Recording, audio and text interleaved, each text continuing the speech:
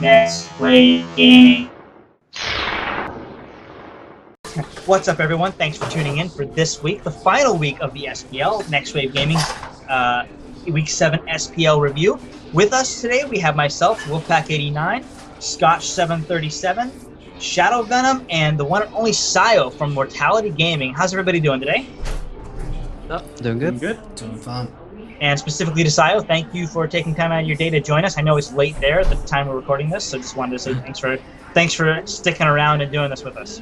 Yeah, no problem. For those of you who don't know who we are, my name's Wolfpack89. I do a lot of the site dev and a lot of the social media. I reach out to players and do some of the stats, entering, and analysis at Next Wave Gaming. Scotch?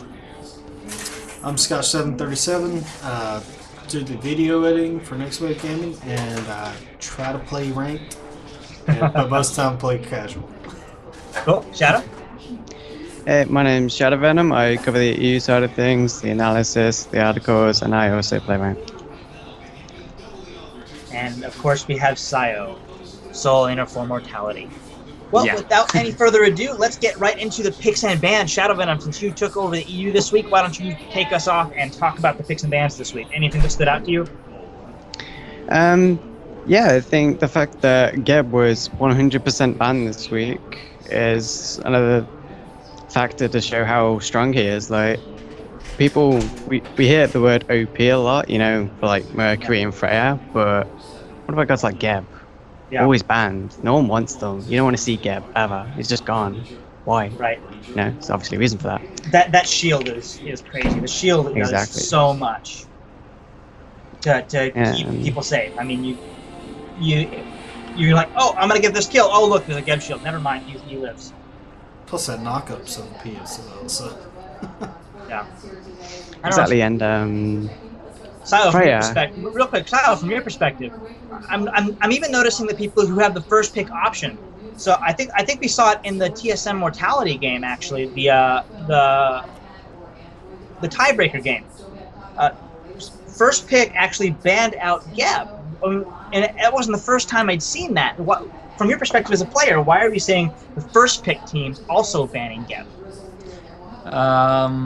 It's hard to say. We mostly did it to not get outpicked or maybe fall into like a cheesy draft that we get baited into a first pick gap and they get stuff like Shong, Nemesis, etc. It's like there's like a lot of strong combos right now that we try to avoid giving them, so we just got rid of Geb and Merc, like two of the strongest gods, and just didn't want to deal with them at all, whether picking or like banning them.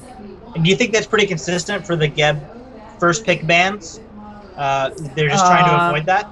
Well, if you first pick, you don't really need to ban Geb necessarily, but we kind of felt the need for it because we didn't really have a plan when picking Geb. We haven't practiced with playing Geb for like weeks, so we didn't want to risk, you know, them just letting Geb through and then we have to pick it, and then we're kind of, you know, caught off guard when they have a tactic against it or whatever, so we wanted to take the safe route. Yeah, you don't want to play with something you're not familiar with. Yeah. All right, what else we got, Shadow? Backers actually made it in online games, and I feel it's simply off the back of Geb being banned in online games. Backers was picked up in all 9 games. People are realizing more and more week after week how good Backers is once Geb is out of the picture. It's about objective stills, man. It's all about the objective stills. You cannot stop the belly flop. You can't do it. Well, and then the Intoxicate, I mean, does so much, right? Okay, pop my Intoxicate. Yeah, okay, now you know, your Nemesis, double dash. Okay, you're out of the fight, but you still can't back because you're drunk and wobbling around. It forces you to move. Which is, it's incredibly powerful.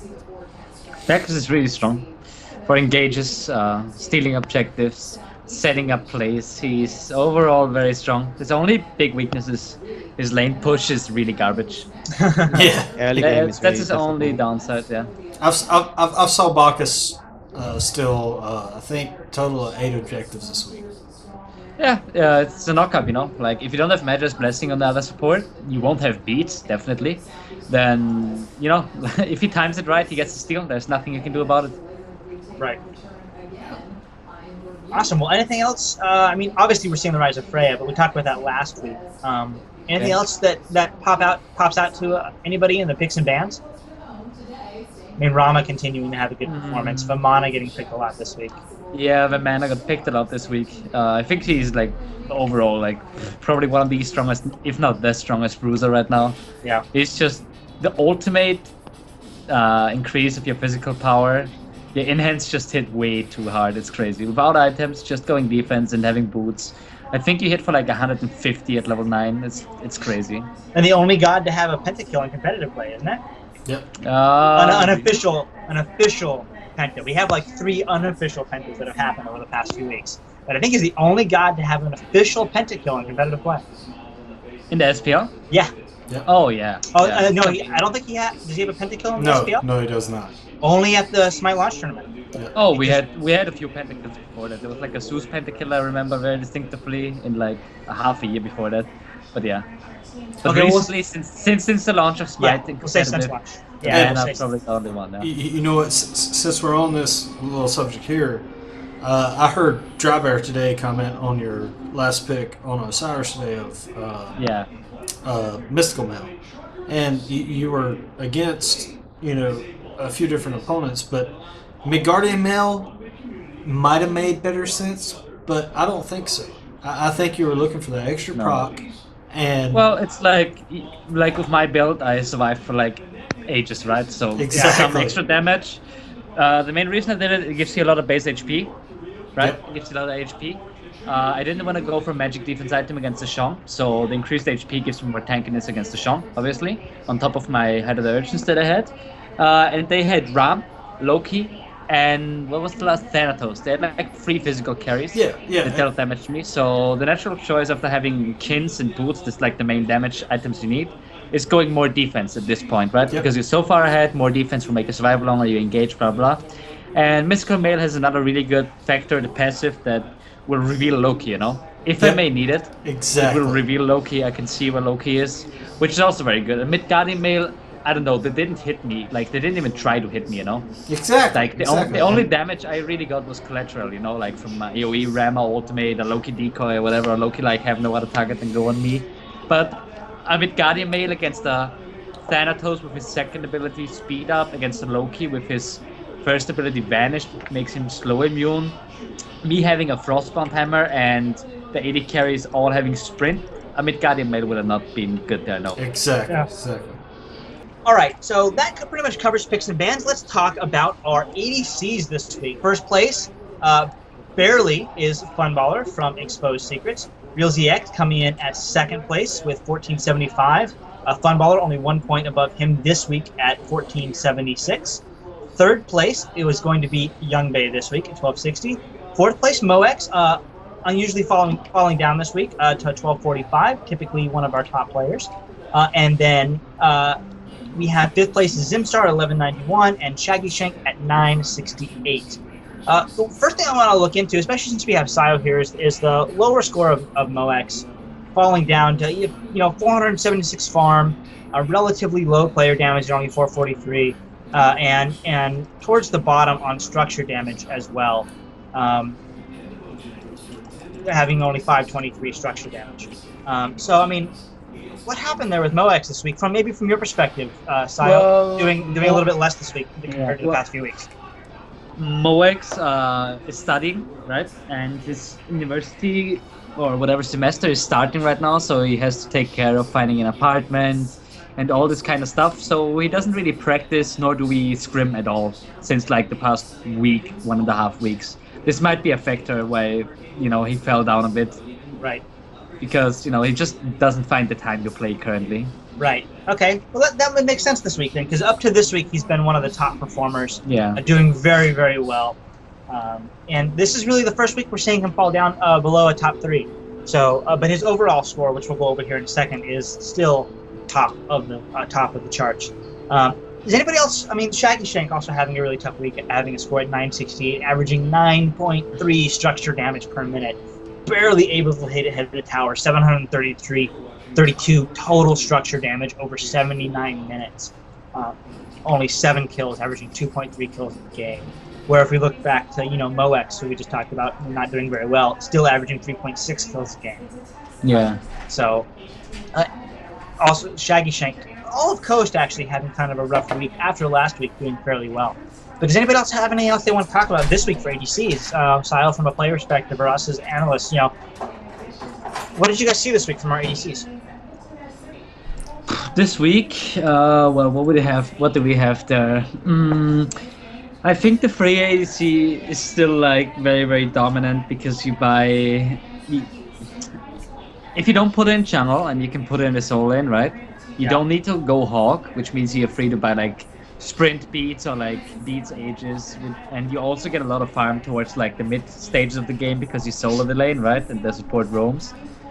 So I think the biggest thing still is Freya in the AD carry role. I think it's probably the most contested pick, or should be the most contested AD carry pick, because I think it's the strongest currently.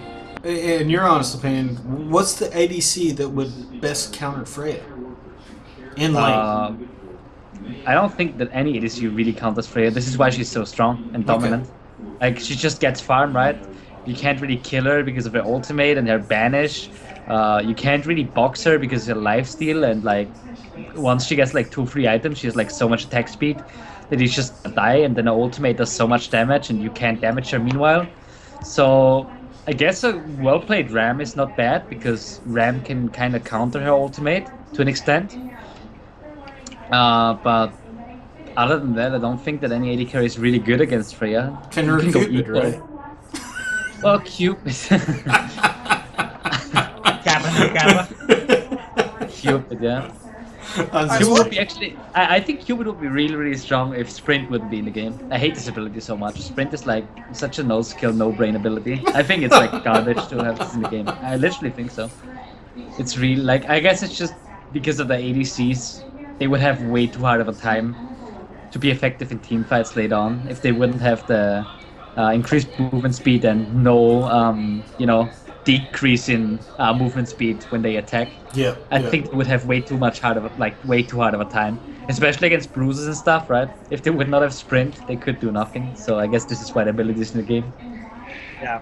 Well, let's turn back over to our stats real quick. Let's talk about our top two, because we kind of skipped over them. Funballer coming in with 524 player damage per minute. Real ZX are second place this week, having 400 player damage per minute. And then the structure damage is really where these two shine, especially Funballer. Funballer coming away with 146.3 structure damage per minute, just shredding towers. And overall, your scores will be Moex. Silo's very own Moex taking the #1 Hunter score overall for the entirety of the SPL, with all stats included. Moex takes it at 1543, Funballer in second at 1529, Real ZX at 1419, Shaggy Shank at 1289, and Youngbait at 1205. Looking overall, Funballer doing 134.8 structure damage per minute, Moex doing 109, and then looking over to the player damage, Moex just shredding players at 606 player damage per minute, with Funballer at 580, so doing 26 player damage per minute more in games over the same, largely the same amount of time, about 30 more minutes more on Moex than Funballer. Those first 3 weeks, phenomenal games. Those first 3 weeks, Moex playing Rama was retarded. Yeah. Right. All right, so that pretty much covers ADCs. Talking a little bit about Freya ADC there, and talking about our top players. Congrats to them. Let's go over it and look at support. We had some role changes come out this week, specifically from Cloud9. But first place this week in the support role is going to be Trixtank from TSM at 1824. Second place will be Hyrock from Cloud9 at 1771. Third place will be Half Devil at 1543. Barely behind him is going to be Badja at 1541. Falling down is D Frezzy at 1307. And just above him is Princess Tomatoes at 1372. Trixtank doing very, very well for the week. Mitigating more than he took. He's mitigating 801, taking 611. Where if you flip it around and look at someone, like Princess Tomatoes was taking 660 and mitigating 530. Where, you just had this significant disparity. And the farm also showing that with Princess Tomatoes down at 403 GPM, and Trix Tank sitting up at 457. Our highest farmer this week being Half Devil at 469. So some interesting plays coming out from supports this week. D-Phrase is still up there though, man. Yeah, absolutely. Especially if you look at the overall score, which we'll get to in a minute, still putting up a phenomenal score. I think High Rock done an amazing job of switching to support. I just from gotta call him out Jungle on that. of all places. Yeah. Yep. Well, Hyrok used to be a support. Did he? I didn't know that. Hyrok plays this game since I play competitively, even before me. Oh, wow, I didn't know that. And he was playing the support for, don't let me lie now, I think it was Spoo at the time when the 2-1-2 meta was still in place, and he was playing the support in the lane where you ran the melee carry. Oh yeah, yeah. Yeah. He had a mean Guan. That was way back in that was magical Guan. Yeah. Yeah, he had a mean Guan, that's all I know. Guan was Guan a guardian at one point? Is that what it was? Guan Or was he just a was flat out mage? no, he was He was mage, but Mage you build him slash- tanky and he shred through you and did a crazy ultimate that, Yeah. I don't know. His ultimate was sick. His ultimate was the best in the game. Oh, it was bongos back in the day, wasn't it? If you hit all three parts of his ultimate, I think Which one was very easy. one dropped your protections, two did something else, and then three stunned you. It was old Guan, best Guan. Well, turning our eyes onto the support role again, if you look at our overall scores, first place overall taking the week across 15 games and 513 minutes played will be Trix Tank of TSM, landing a 1769. High Rock coming out this week, obviously fewer games played, so keep that in consideration when looking at our numbers, but taking second place at 1771. Third place will be third place will be Half Devil at 1717. D Frezzi coming in at fourth at 1639. Fifth place, Princess Tomatoes at 1553, and Badger at 1516. Just a note, right where you want to be as a support in competitive play that we've noticed is around 1500. And so shout outs to every EU support player for landing above 1500 overall across 7 weeks of play. For most of you, High Rock obviously, not playing all 7 weeks. Half Devil playing 6 weeks. Not being there week one, but regardless, phenomenal play from everybody. Yeah, From the support role. and they really stepped it up in the past 2 weeks. I think that was pretty amazing to see. I think it's interesting, how TSM picked up Shadow Q. I don't know. I want to see what he brings, to the support. To Trix Tank, I don't know, maybe like a Soul Reaver. I've seen some crazy stuff in the script, so I would look out for that, the next LAN event. I'm not sure right now. Well, I'm interested to see it too. Everybody's kind of wondering what his role is going to be. I've heard coach, I've heard manager, and I've heard player. Yeah. So we'll see what ends up coming of it. Well, Shadow Q is really versed on the game. He understands the mechanics. I was a dig fan back in the day when it was the old dig, and I think he'll bring a lot to this team. And I already think we've already seen it just this week in play. Even today, TSM was really pushing hard, and they actually pushed y'all into the a playoff match there, which was I thought it was pretty amazing from them. So I think Shadow brings a lot to this team, and we'll see where it goes into the LAN, which Menu's going to be there. Can't wait to see it. Yep, Scotch and I will both be at the LAN. It's going to be a bunch of fun. Both got our legendary passes, so we'll be all over the place. It's going to be a lot of fun. Cool. Well, that covers support. We'll move on over into the mid lane, as I call it, the land of ganks and mid camps. First place this week, looking at our hybrid score, which is the score we use for our mids, is Optics coming out this week and getting first place for Cloud9 in the mid lane. Lobster coming in at second place with 1479, and then we fall off to Captain Twig at 1293, Shadow Nightmare at 1257, Fexez at 1150, and Carino at 1070. And I'll just throw out your total scores for the week too while we're here, or for the entirety of the SPL. First place is going to go to Lobster after 18 games and 608 minutes, having the score of 1445. Second place will go to Captain Twig at 1442. Shadow Nightmare getting 1429 in third place. Fourth place going to looks like Optics at 1365. Fifth place Spec says 1293, and Carino 1264. So mid lane has been very competitive. One of the things I've been waiting to see is Optics play well. I've talked about it almost every week. He leads everybody in player damage. Yeah. Per minute. Optics is amazing, but so please don't pick John Quee into Nemesis again. I mean, they absolutely wore that out today, man. I mean, poor Fexes has nothing to do against that. Nothing. Yeah, we're gonna pick pretty hard against Exposed, but they play so well, dude. They do. They're a great team. Yeah. Well, one of the things I think is awesome, we haven't mentioned this yet, but one of the things I think is awesome is that the two teams in EU that didn't make it to the SPL originally came out of the play-ins and came and secured first and second seed.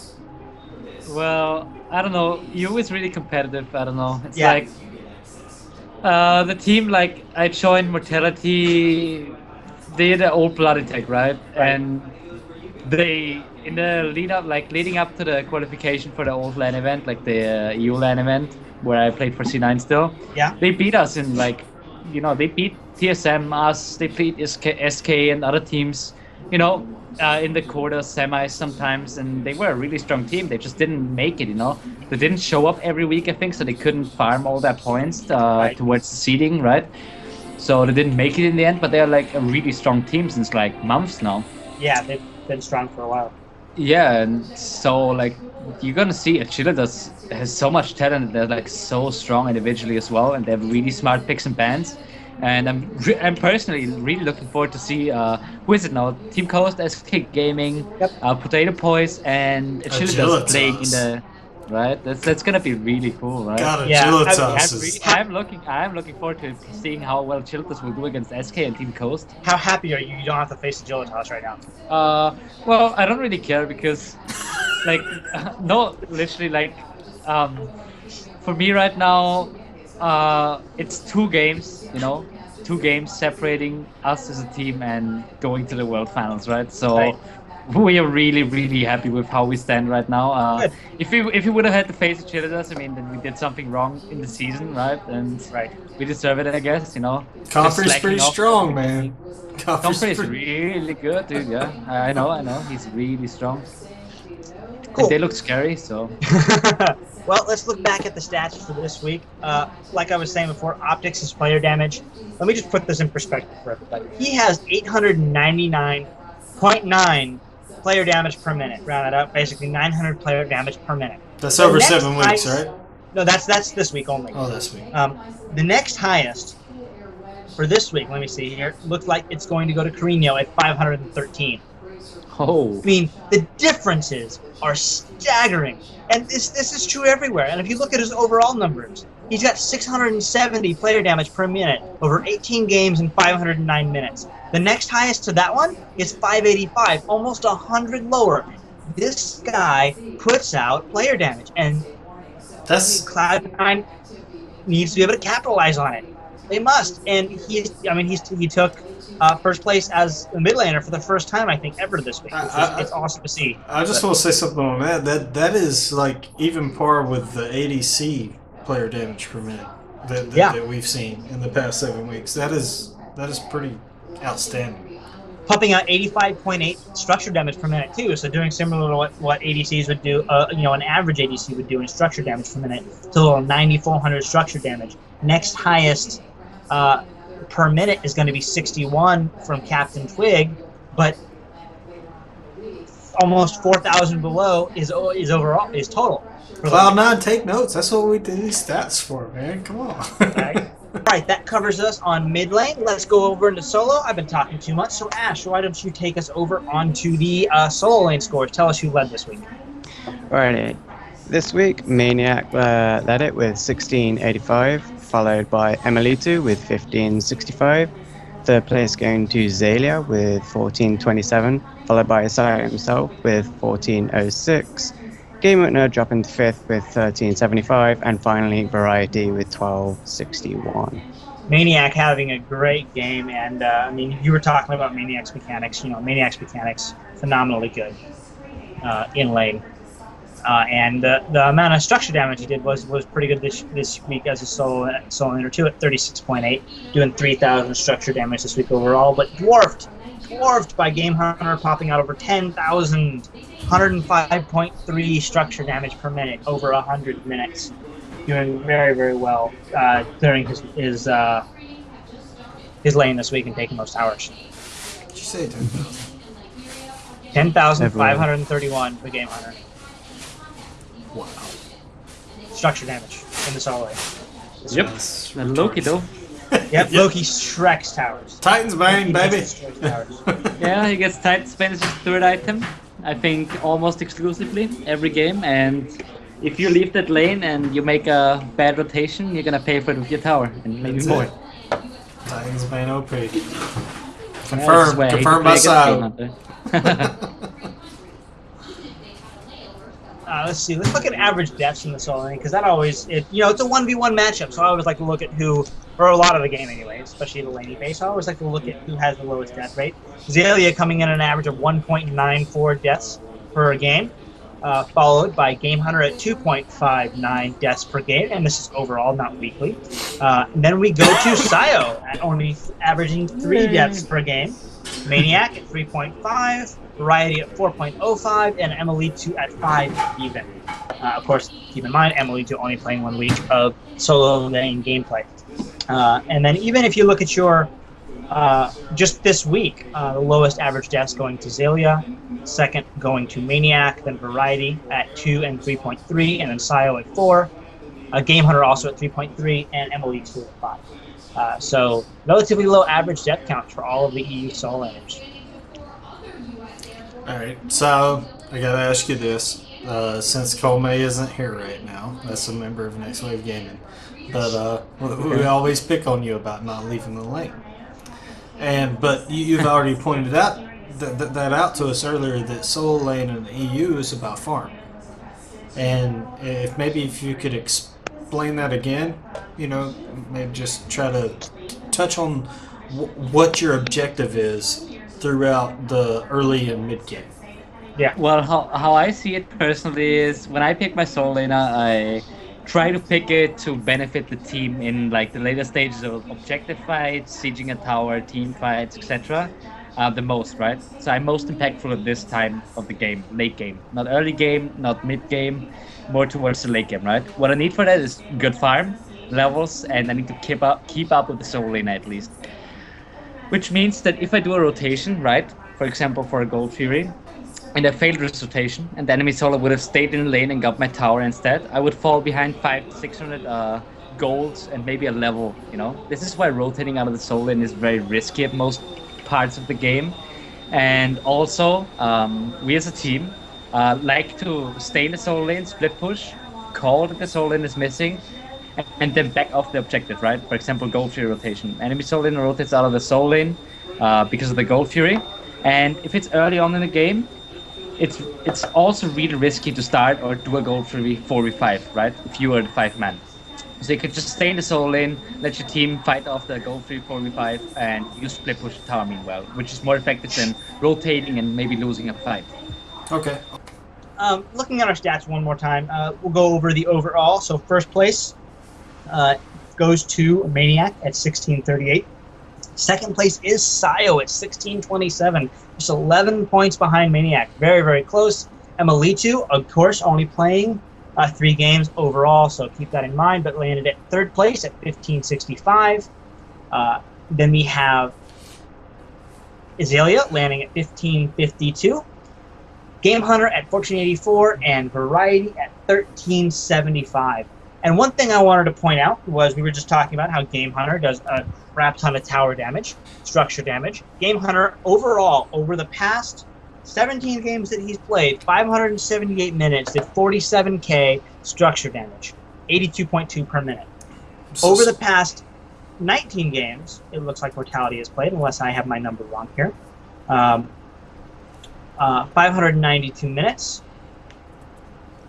having a total of 43,550 structure damage. So only 4K less structure damage than Game Hunter, doing very, very well. So we're gonna have to change his name from God Hunter to Tower Hunter. Yeah. It's that way. All right, so that pretty much covers over the solo with giving that Sio that unofficial first place. We'll go overhead and talk about jungle. Scotch, you want to take over giving us our first place for jungle for the week? Sure. This week, for week 7, we have Zyros at a 1759. Then Cuvo Fred coming in at a 1518. Then we have Frostiak coming in at a 1401. Followed up by Iraffer at a 1284. And then Ninja Bobat at 1281. And then, last but not least, Zendern at a 1194.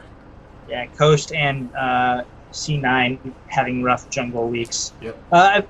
Mortality also having a rough jungle week, calling down at 1284. He has a much higher overall score. Iraffer seemed to be a little bit off this week. That Thanatos pick gave everybody some questions. Please. Does Iraffer just really like Thanatos, or why does Iraffer keep picking up Thanatos? Stop picking Thanatos! Stop it! It wasn't even his call. It was like a team call. It was like, you know, we like I said, we didn't practice at all this week, basically. So yeah, it's rough. Yeah. If you don't control the early game, and if you don't stomp all over the early game and get like a 5 to 7K lead without a Gold Fury, then you're probably not gonna end up winning. Nope. Yeah, it's hard with Thanatos. We picked it because we didn't really have any picks left. We didn't practice anything in scrims because we barely had any. Moix was missing, like I said, for a while, and yeah, we just defaulted back to something he used to play a while ago, and you know, saw what happened again. Yeah.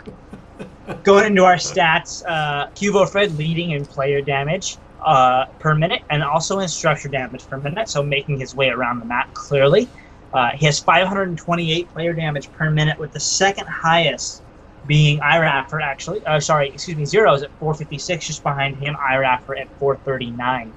And highest structure damage per minute from a jungler this week actually goes to Zeros at 112.7. Doing a lot of structure damage and also helping him to secure that first place spot from the jungle for the week. Good performance from him coming out this week.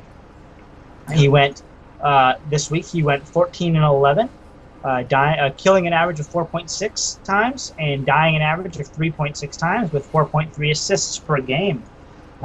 So overall, not too bad. Would like to see a few less deaths, but not bad in the jungle overall. His farm also tied for second with Cuvo Fred at 488. Top farm going to Frostiak at 492. I think that was our first problem this week. Maybe. I think. Well, I think for the last 2 weeks, Mortality. Y'all were. I don't know. Maybe. I don't think you were on the downslope. I just think everybody's like picking out what you were doing very well, and trying to counter it. But I think some of Iraffer's position in this week was kind of questionable, and maybe thinking maybe it's just because he was used to being ahead, and trying to put himself in that position, which it's kind of hard when you're behind as a jungler. If you put yourself in those same positions, you're going to get melted. So. Yep, absolutely agree with you. Well, if we look at our overall you want to take us away, Scotch? Just lead this whole jungle discussion and give us our top players for the last 6 weeks of gameplay for the jungle role. All right.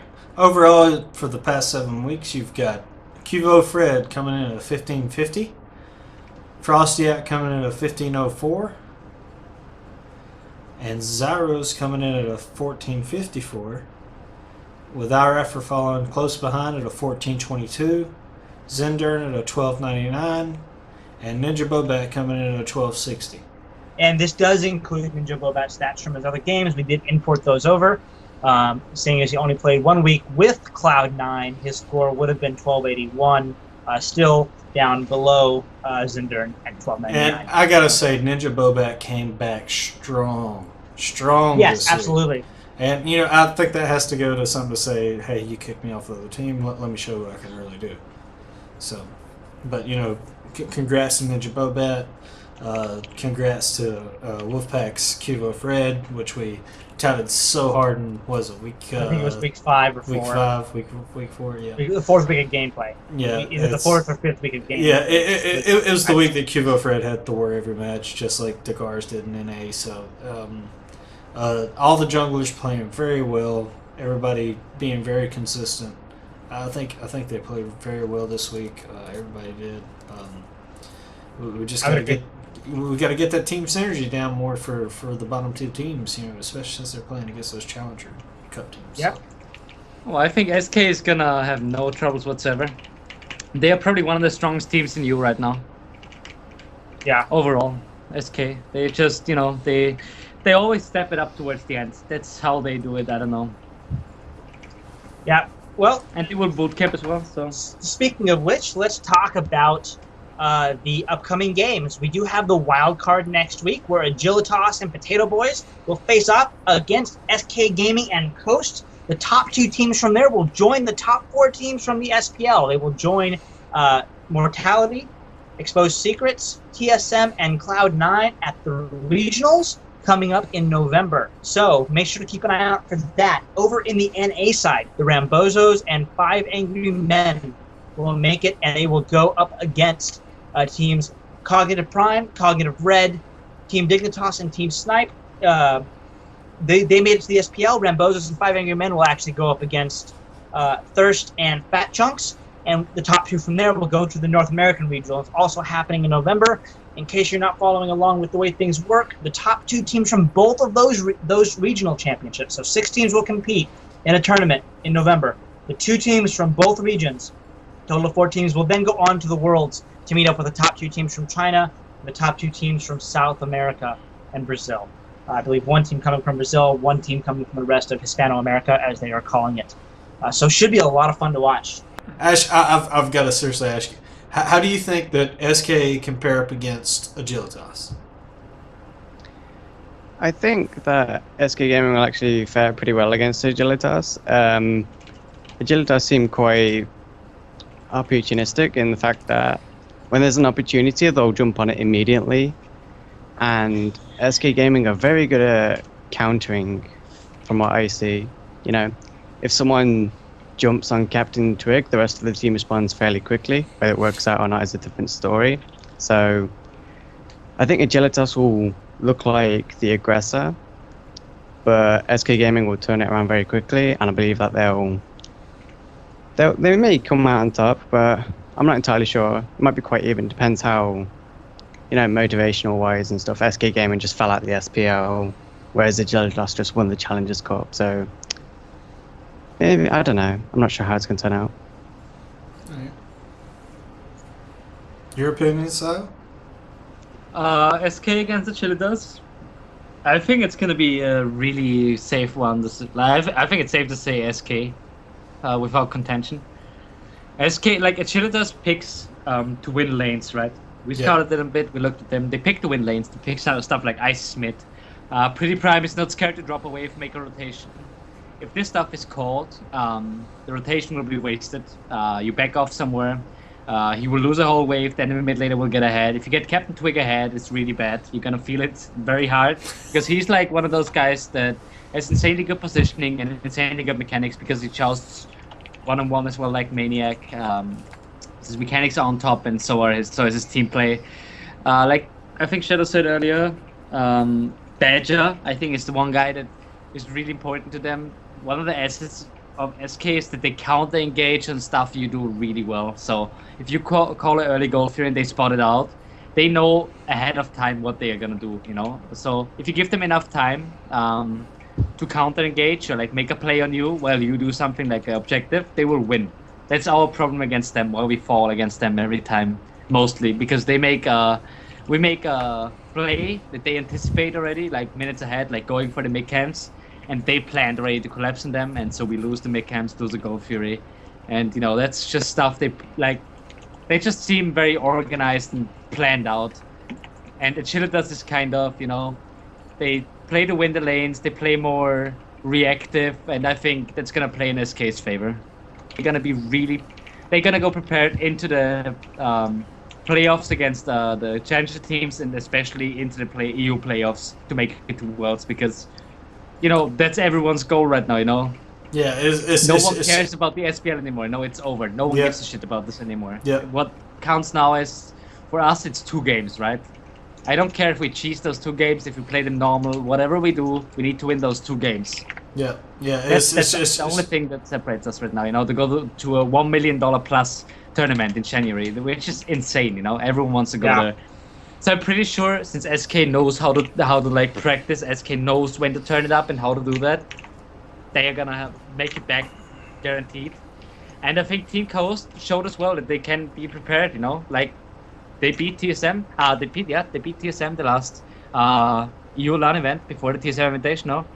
They beat them 2-1 and went on to the finals against SK, and they showed their strength when they are prepared.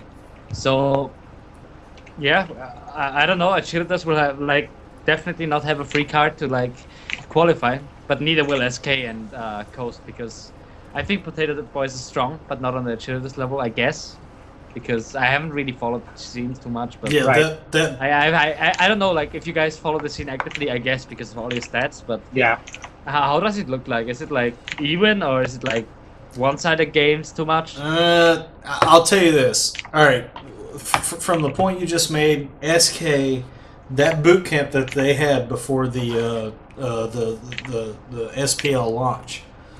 I think that helped them win that. I think so too, yeah. I think so too, definitely. I mean, they were there a week before anybody else and was I know. Practice.